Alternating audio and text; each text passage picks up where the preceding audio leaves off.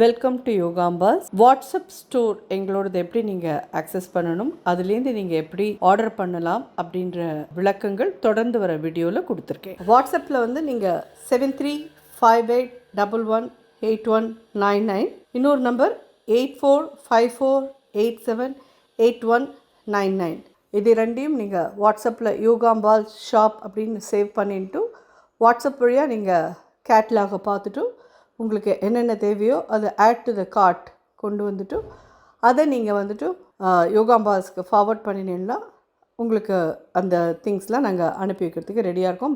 Plus அதில் என்னெல்லாம் available இருக்கோ அது எல்லாமே நீங்கள் பார்க்க முடியும். உங்களுக்கு என்ன தேவையோ அதை நீங்கள் 2 பேக்கெட் 3 பேக்கெட் எப்படி வேணுமோ அதுக்கு தகுந்த மாதிரி நீங்கள் ப்ளஸ் ஆர் மைனஸ் போட்டு நீங்கள் வாங்கிக்கலாம். தேங்க்யூ. வணக்கம். நான் உங்கள் அபிமான யோகாம்பால் சுந்தர்.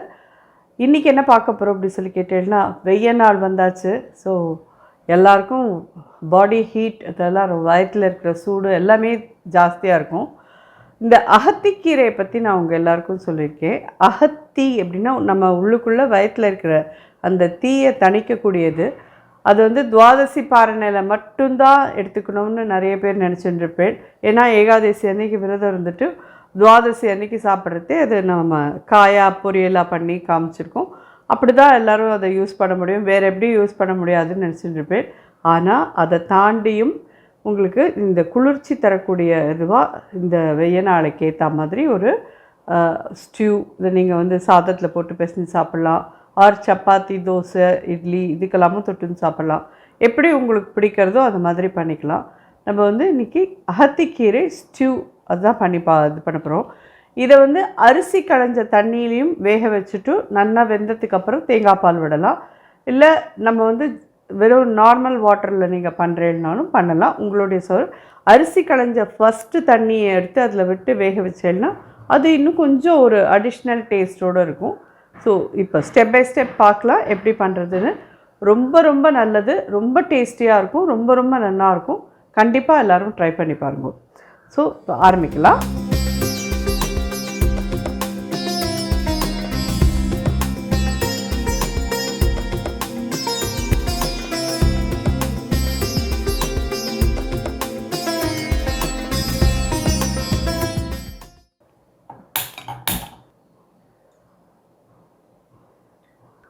நாலு டீஸ்பூன் எண்ணெய் விட்டுருக்கேன். ஒரு 1/4 ஸ்பூன் கடுகு. அகத்திக்கீரையை நல்லா ஆஞ்சிட்டு இந்த மாதிரி கையாலேயே கிள்ளி வச்சுருக்கோம். நான் முன்னாடியே சொல்லியிருக்கேன் இது கத்தியால் கட் பண்ணக்கூடாதுன்னு சொல்லிவிட்டு, கத்தியால் கட் பண்ணாமல் இந்த மாதிரி கையால் இப்படி வச்சு இப்படி பிச்சைனாலே பிஞ்சிடும். இந்த மாதிரி பிச்சு எடுத்துருக்கோம். ஸோ இந்த ஸ்டூ வந்து நம்ம இன்றைக்கி வெங்காயம் தக்காளி யூஸ் பண்ணி தான் பண்ண போகிறோம். நீங்கள் எங்களுக்கு வெங்காயம் தக்காளி வேண்டாம் அப்படின்னு சொன்னீங்கன்னா நீங்கள் தக்காளி மட்டும் போட்டுக்கோங்க, வெங்காயம் வேண்டான்னு விட்டுடுங்க. இதுலேயே நீங்கள் பூண்டு ஆட் பண்ணிக்கிறீங்கிறவா தாராளமாக ஆட் பண்ணிக்கலாம். இந்த கடுகு ஜீரகம் வெடிச்சதும் அதை நீங்கள் பூண்டை போட்டு நல்லா வதக்கிட்டு அப்புறமா வெங்காயத்தை போட்டுக்கோங்க. ஸோ பூண்டு, வெங்காயம், தக்காளி அதை போட்டும் பண்ணலாம். வெங்காயம் தக்காளி மட்டும் போட்டும் கூட பண்ணலாம். வெறும் தக்காளி மட்டும் போட்டும் பண்ணலாம். நீங்கள் எப்படி வேணுனாலும் இதை பண்ணலாம். ரொம்ப ரொம்ப நல்லாயிருக்கும். இது தேங்காய் பாலுமே வயிற்றில் இருக்கக்கூடிய புண்ணு, சூடு எல்லாத்தையும் தணிக்கக்கூடியது. இந்த வெய்ய நாளில் எல்லாருக்கும் அதுதான் பெரிய பிரச்சனையாக இருக்கும். ஸோ கடுகு வெடிக்கிறது, ஒரு 1/4 ஸ்பூன் சீரகம் போடுறேன், 4 பச்சை மிளகா இந்த மாதிரி ஸ்லிட் பண்ணி வச்சுருக்கேன் அதை போடுறேன்.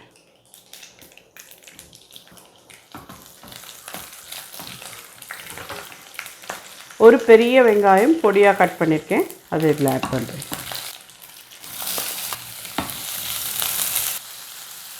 ஒரு 1/4 டீஸ்பூன் மஞ்சள் பொடி. அதேமாதிரி 1 இன்ச் துண்டத்துக்கு 2 பட்டை மட்டும் போடுங்க. இது ரொம்ப காரமாலாம் இருக்காது.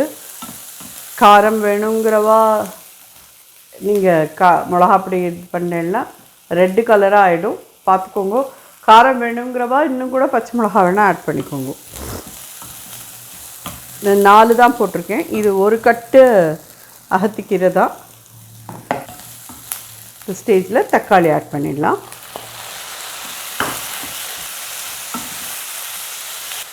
இந்த தக்காளி வெங்காயம் வதங்கிறதுக்கு ஒரு சின்ன பிஞ்ச் உப்பு போடுறேன். இது எப்படி உனக்கு தெரியும் அப்படின்னு சொல்லி கேட்குறேளா? நான் சொன்னேன் இல்லையா, நான் நிறைய எங்கள் மாமியார் என்னெல்லாம் பண்ணுவா அப்படிங்கிறத நிறைய யோசிப்பேன். எங்கள் மாமியார் வந்து எனக்கு சொல்லி கொடுத்த ஒரு டிஷ் தான் இது. ரொம்ப வருஷம் முன்னாடி அவளுக்கு இதெல்லாம் பண்ணி கொடுத்துருக்கேன். ஸோ எனக்குமே தெரியாது ஆத்திக்கீரையில் எப்படிலாம் பண்ணலான்னு சொல்லிவிட்டு அவள் தான் சொல்லி கொடுத்தா. அவள் எல்லோரும் வந்து நான் தான் சொல்லியிருக்கேனே உங்கள்கிட்ட, அவளாம் பாம்பே பேஸ்ட் அப்படிங்கிறதுனால எங்கள் மாமியார்லாம் வந்து லாஸ்ட் வரைக்கும் வெங்காயம் பூண்டெல்லாம் சாப்பிட்டுட்டு இருந்தா. ஸோ எனக்கு தான் அது ஒரு புது அட்மாஸ்பியராக இருந்தது, புது ஒரு இதுவாக இருந்தது. அவளுக்கெல்லாம் அது ஒன்றும் இதுவாக இருக்குல்ல. ஆனால் இது பம்பாயில் அவ்வளோவா கிடைக்காது அப்படின்னு சொல்லிவிட்டு இங்கே சென்னையில் வந்திருக்கிறச்சு, இங்கே இருக்கிறச்சு நிறையா கிடைக்கிறது அப்படின்னு சொல்லிட்டு இதை பண்ணுறதுக்கு சொல்லி கொடுத்தா எனக்கு. இந்த ஸ்டேஜில் இந்த ஆத்திக்கீரையும் போட்டுடலாம்.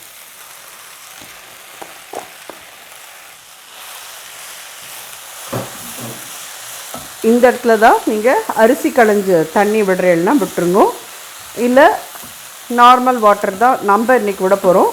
நீங்கள் நார்மல் வாட்டரே வேணாலும் விட்டு பண்ணிக்கலாம்.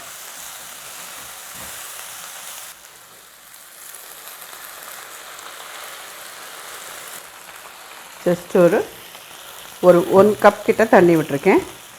ஒரு சின்ன பிஞ்ச் தான் போட்டேன், ஒரு 1/2 டீஸ்பூன் கிட்ட போடுறேன். இதை அப்படியே மூடி வேக விட்டுடலாம். ஒரு 5-10 நிமிஷத்தில் இது வெந்துடும். வெந்ததுக்கு அப்புறமா இதில் தேங்காய் பால் விட்டோன்னா ஃபினிஷ்டு, தாராளமாக நல்லா ரெடி ஆகிடும். கொஞ்சமாக கரம் மசாலா பொடி போட்டோன்னா இது சப்பாத்தி, தோசை, இட்லி, அடை எதோடு வேணாலும் நீங்கள் இதை தொட்டுன்னு சாப்பிட்லாம். ரொம்ப நல்லாயிருக்கும். இல்லை வெறுமை சாதத்தில் நீங்கள் இதை போட்டு பிசைஞ்சு நெய் விட்டு பிசைஞ்சு சாப்பிட்லாம். ரொம்ப ரொம்ப நல்லாயிருக்கும். வயத்துக்கு ரொம்ப குளிர்ச்சி.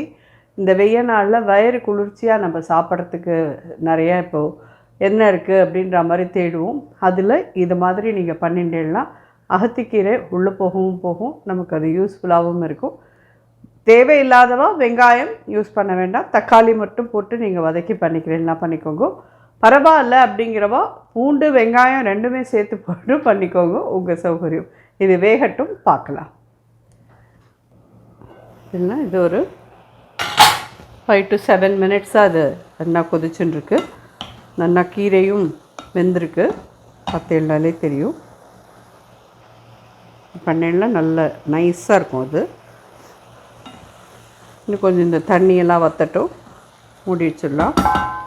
இன்னொரு 5 நிமிஷம் இருக்கட்டும். அது ஆக்சுவலி வந்துட்டு நேற்றுக்கு நான் எங்கேயோ வெளியில் போயிருக்கிறதே, அங்கே வந்து ஒரு அம்மாவும் பிள்ளையும் என்னை பார்த்தா.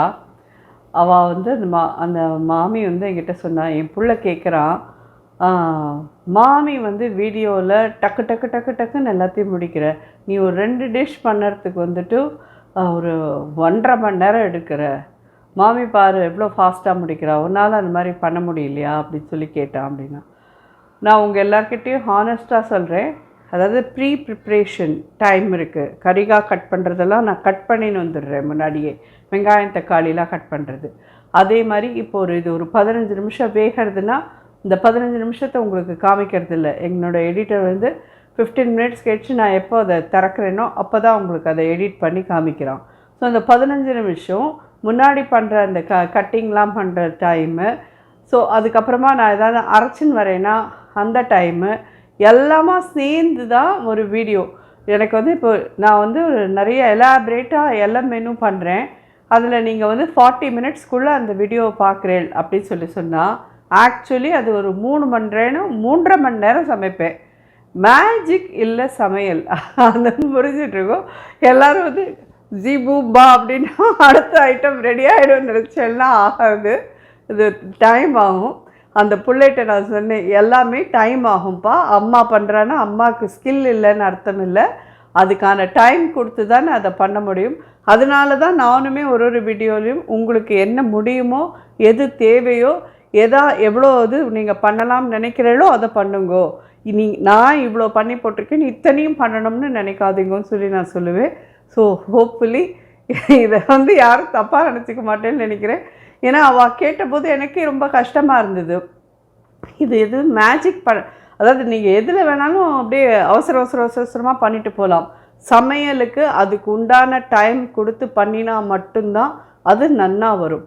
அப்படிங்கிறச்சு என்னுடைய எடிட்டரோட இது வந்து அதை கட் பண்ணி உங்களுக்கு 6 நிமிஷத்தில் 7 நிமிஷத்தில் அப்படின்ற மாதிரி ஒரு டிஷ் காமிக்கிறார்.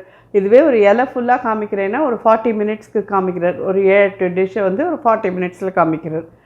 அது வந்து அவருடைய ஒரு இது. நானும் உங்களுக்கு வந்து இந்த அளவுக்குன்றது நீங்கள் நான் சொல்லியிருக்கிற அந்த டைம் மட்டும் ஃபாலோ பண்ணுங்க ப்ளீஸ், போகிறோம். அதை தாண்டி வேறு எதுவுமே இல்லை. இது பார்த்தீங்கன்னா டோட்டலாக தண்ணிலாம் நல்லா வற்றிருக்கு பாருங்க. காயும் நல்லா வதங்கிடுத்து, வெங்காயம் தக்காளி இல்லாமல் நல்லா வதங்கிடுத்து.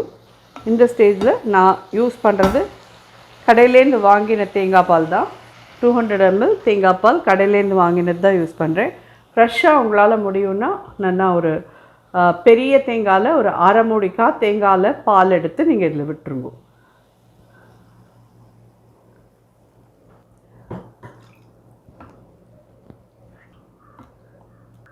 ஒரு சின்ன பிஞ்ச் கரம் மசாலா பொடி போடுறேன்.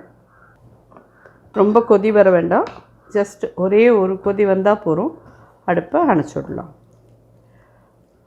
ஜோரான இந்த அகத்திக்கீரை ஸ்டூ, இது நீங்கள் சாதத்துலேயும் பிசைஞ்சிக்கிறதுக்கு கூட பாருங்கள், அப்படி குழம்பு மாதிரி தானே இருக்குது. ஸோ நீங்கள் அப்படி பிசைஞ்சிக்கலாம். ஆர் இட்லி, தோசை, சப்பாத்தி எதுக்கு வேணாலும் தொட்டுன்னு சாப்பிட்லாம். ஸோ ஒரு கொதி வந்துடுத்து, அடுப்பை அணைச்சிடுறேன். ஜோரான அகத்திக்கீரை ஸ்டூ தயாராகிட்டு நீங்களும் ட்ரை பண்ணி பார்த்துட்டு எப்படி இருந்ததுன்னு சொல்லி எனக்கு ஃபீட்பேக் சொல்லுவோம். நிச்சயமாக எல்லாருக்குமே பிடிக்கும். கண்டிப்பாக ட்ரை பண்ணி பார்த்துட்டு சொல்லுங்கள். நன்றி, வணக்கம்.